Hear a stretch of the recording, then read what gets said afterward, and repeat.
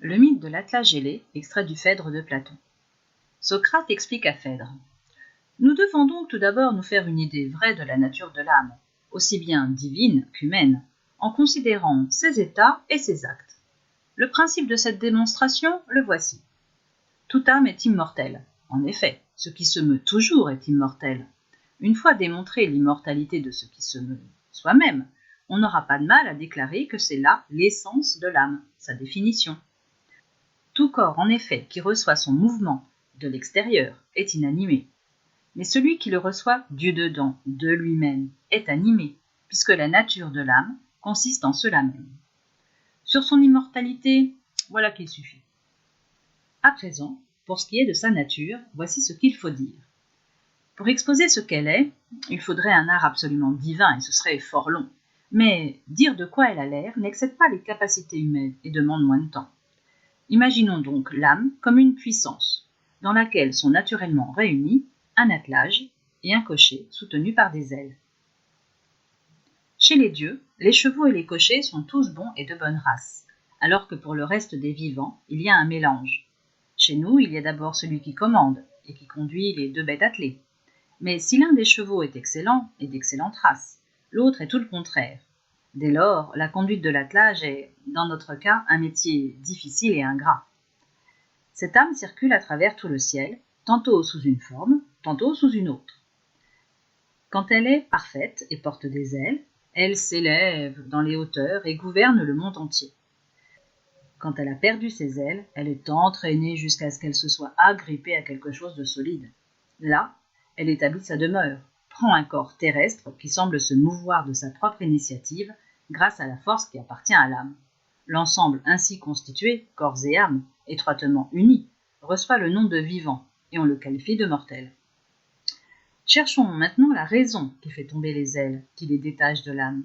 Voici en somme quelle peut en être la raison.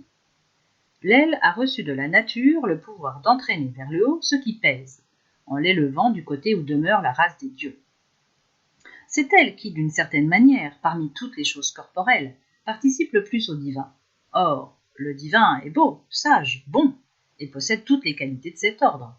C'est là ce qui nourrit et développe le mieux les ailes de l'âme, tandis que la laideur, le mal, les défauts contraires aux précédentes qualités causent leur ruine et leur destruction. Voici donc le grand roi des régions célestes, Zeus, qui, conduisant son char ailé, s'avance le premier, ordonnant et réglant toutes choses. Après lui vient l'armée des dieux. Maintes visions radieuses s'offrent alors à l'intérieur du ciel quand les dieux bienheureux y circulent et accomplissent chacun leur tâche, suivis de tous ceux qui le veulent et qui le peuvent. Quand ils vont au festin, ils gravissent l'escarpement qui mène à la voûte soutenant le ciel. Dans cette montée, les attelages des dieux, équilibrés et faciles à conduire, progressent facilement.